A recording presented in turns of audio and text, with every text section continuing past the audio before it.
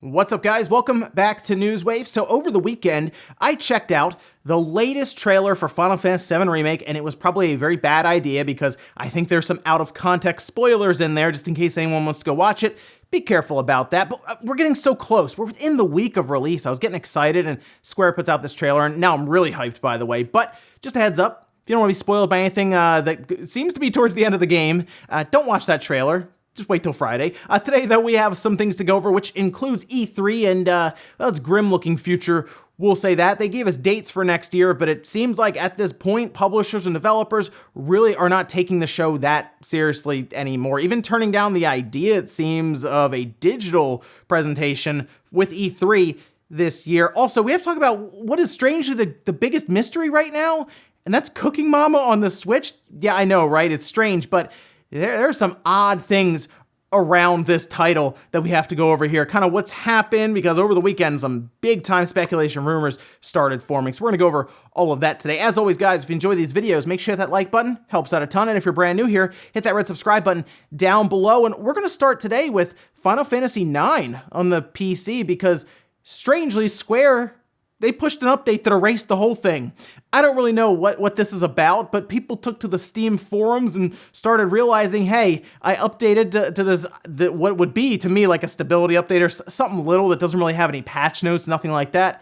But it just deleted all of the core files that I need for this game to run off of my PC. Fortunately, it left the save files alone, so after they fixed it later on, it seemed like less than a day later, it was fixed. They just had to re-download and reinstall, and it was fine after that with their save files.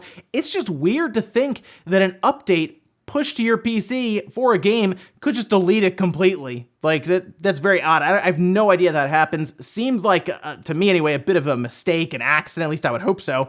Weird stuff there. Fortunately, like I said, they fixed it. It's just kind of out of nowhere, boom, oh yeah, that game, it's been deleted. Also, there's been a lot of talk about the PlayStation 5 and the Xbox Series X. Makes sense, they are new systems coming out later on this year, we believe, but people have wondered, well, what happens with the Switch when it comes to ports? Well, it seems that some of these porting companies, specifically Virtuous, is still going to be doing ports from PS5 and Xbox Series X games to the Switch. This was a quote from Virtuous saying, "We believe that 2020 will be the year of game-centric development where players will expect as standard a consistency of experience with their favorite games. With the launch of the new Xbox Series X and PlayStation 5 this year, developers need to strategize and plan for the game experience to be consistent across all platforms. At Virtuos, we are charged up and full of talent that is ready to help bring these new games to Nintendo Switch." So I do think there are porting companies that will be up to this challenge that Virtuos is talking about here. Virtuos being one,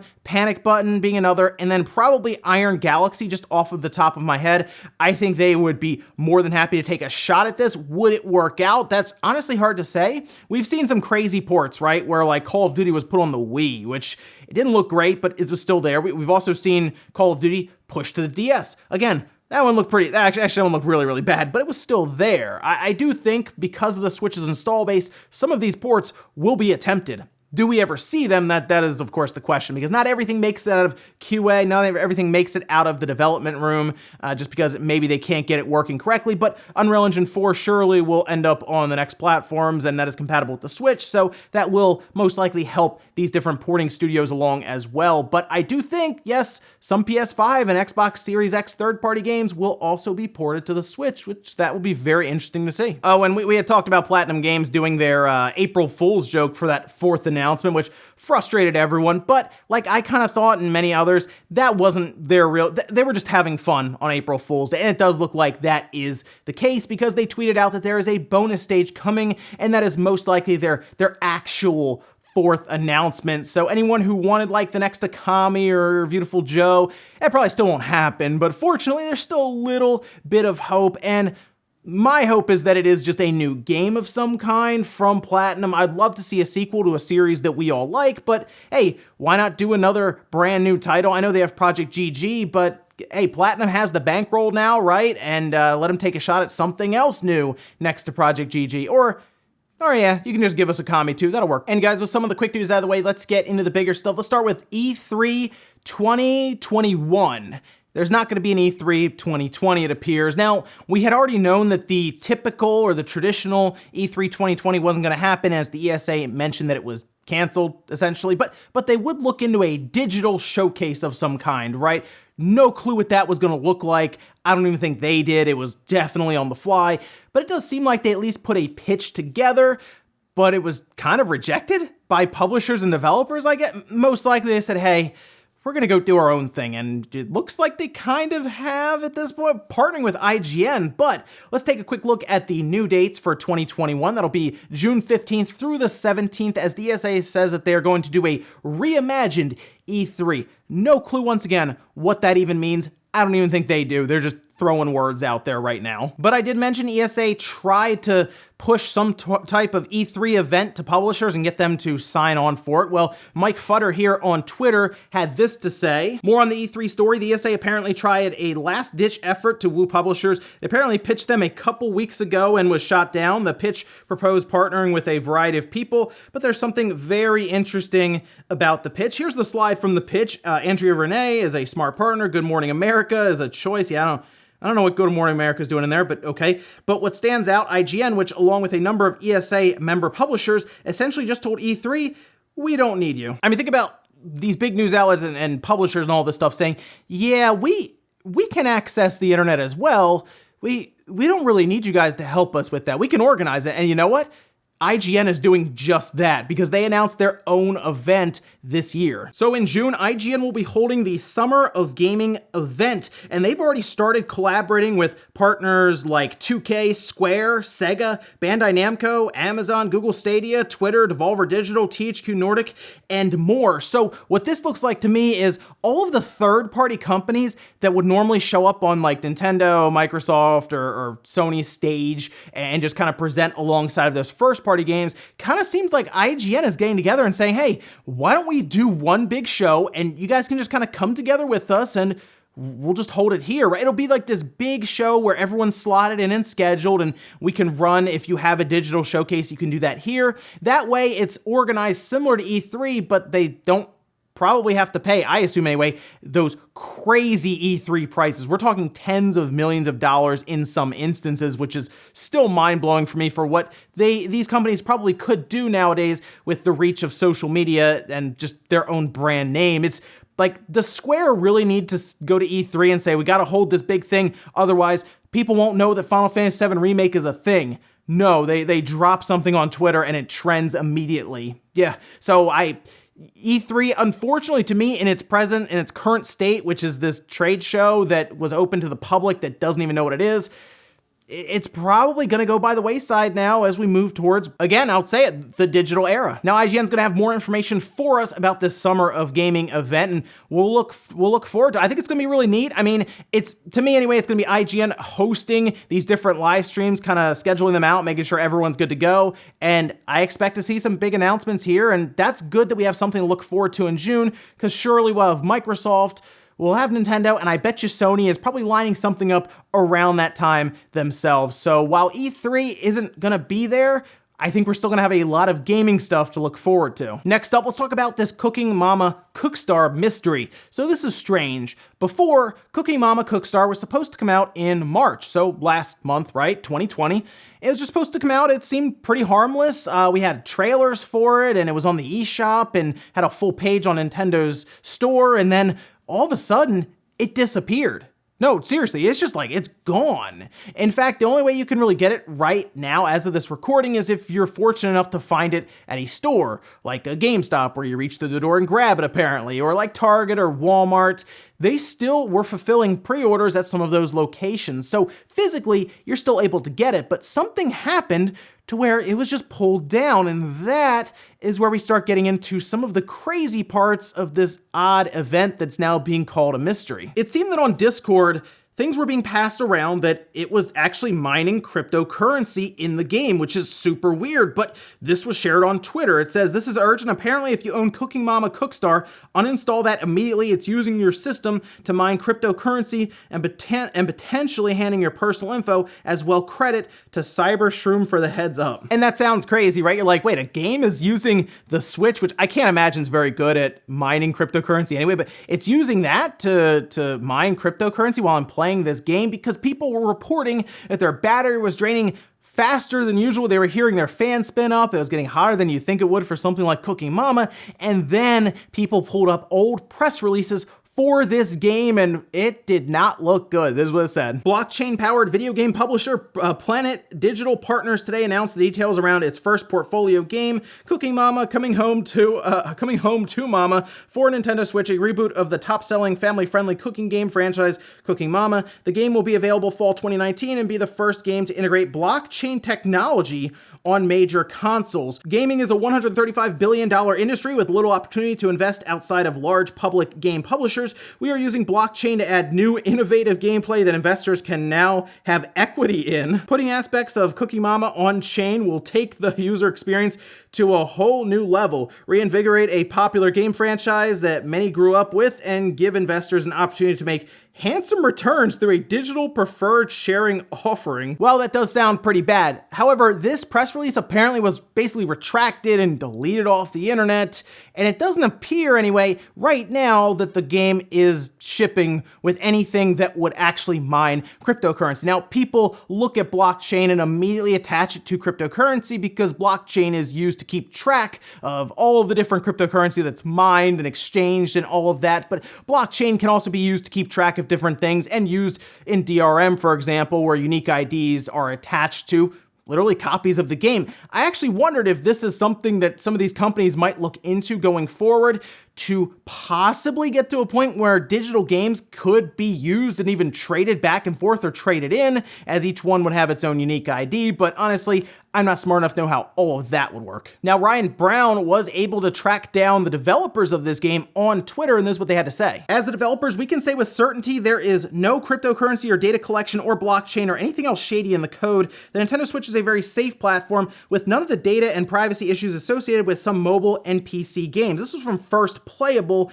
and they go on to essentially say that that press release that we just read really a minute ago was hypothetical, and it didn't really end up amounting to anything. This was mostly investor speak, and again, people were still not sure about this. They said, well, hold on, why does it need to be connected to the internet then? That was a big thing. Well, it turns out it doesn't on the Switch, but strangely on the PS4 it does. It has like a box on the front that's like internet required. And then we had this tweet here from Simon Time saying, "I keep seeing rumors about there being a crypto miner in Cooking Mama Cookstar, and due to its inclusion, it was pulled from the eShop. After some reverse engineering work, I can safely say there is no crypto miner / blockchain stuff anywhere within Cooking Mama Cookstar's code." And then beyond that, people did notice that it appeared anyway that there was something in there DRM-wise that was pulled out of it, and it unfortunately wasn't optimized to kind of account for that. And that is why you see battery drain and fans get really loud on the Switch now. It's just not optimized correctly.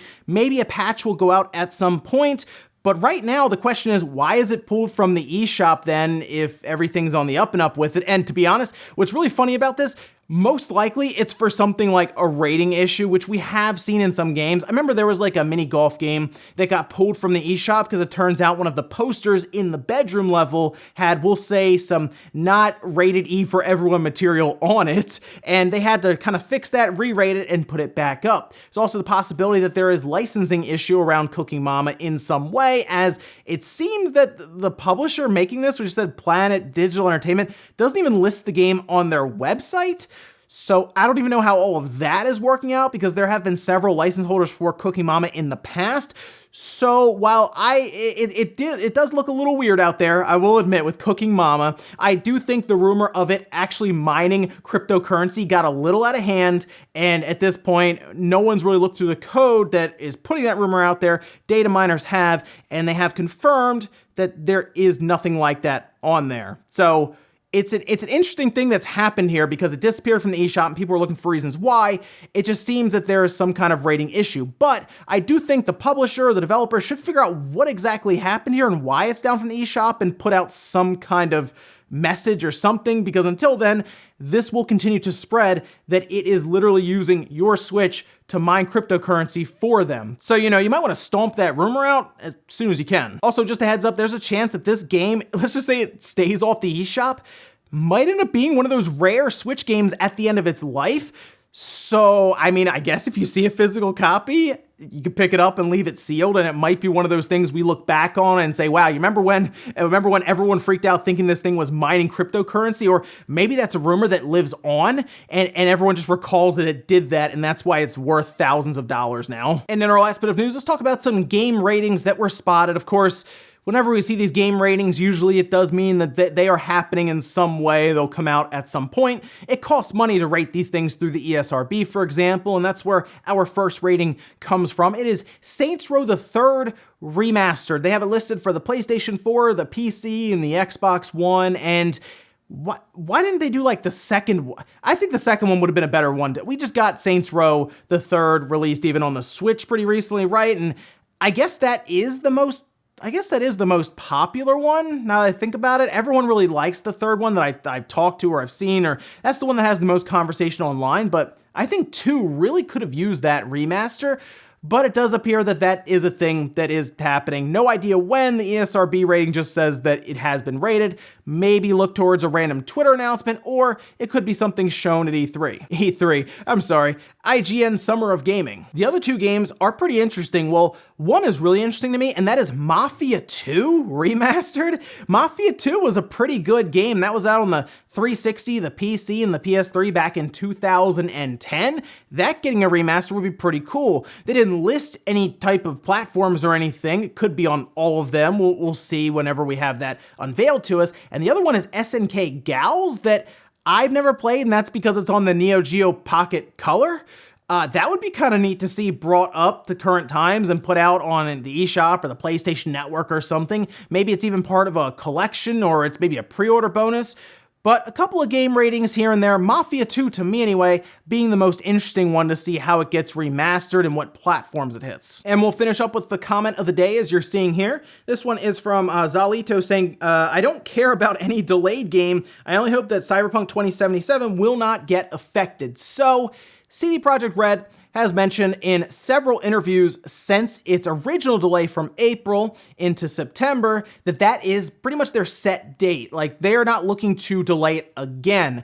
I do still question that because you never know what can happen leading up to it, of course, and currently with the virus around the world right now and things being shut down and telecommuting becoming the new norm, which for some developers have mentioned it has slowed them down a bit, made things harder with logistics, even distributing this game around the world, or hoping that people can actually find the money to buy a luxury item that we would say would be a video game at $60 is another concern. That's one of the reasons, as we've heard, that Last of Us Part 2 was delayed, is because they weren't sure if, 1, they'd be able to get all of the packaged goods on the shelves, and 2, if people would even be in a position to buy that game in mass. So I think September is still going to be good for Cyberpunk, but if that thing gets delayed again, especially into 2021, that is going to set the internet on fire because people really wanted this game. I mean, think about this. We would have been talking about Cyberpunk coming out like now, right? This week, or it was right around Final Fantasy VII, if I remember correctly, for the original date. But now all I think about is Cyberpunk is September. Just gotta wait a bit longer. But again, Final Fantasy's coming out this week. Can you imagine having Final Fantasy VII and Cyberpunk like within a week of each other? That'd have been tough. And ladies and gentlemen, that's gonna do it here for Newswave. If you enjoyed this video, guys, hit that like button, it really helps out. If not, hit the dislike. Leave comments down below about everything we talked about today, where there's the Cooking Mama mystery. What do you think about that? It seems like most of the data miners are saying that there is no cryptocurrency mining, nothing like that going on in it right now, but it's still not up on the eShop, so that's pretty strange. Let me know about that situation down below. Or E3 is this it for E3? If IGN shows up and they actually do it better, do we need the ESA to create E3 anymore? Or maybe they can just sell the brand off to someone else who can organize it all together and give us a better digital experience. Thanks guys for watching, and I'll see you next time.